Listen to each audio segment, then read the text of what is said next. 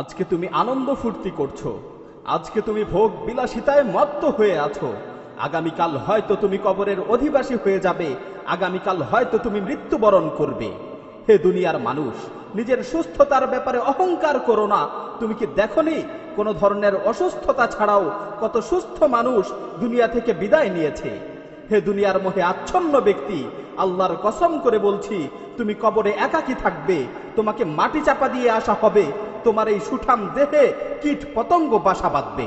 তোমার পূর্বে যারা দুনিয়া থেকে বিদায় নিয়েছে তাদের থেকে শিক্ষা গ্রহণ করো, তোমার পূর্বে যারা মৃত্যুবরণ করেছে তাদের থেকে শিক্ষা গ্রহণ করো।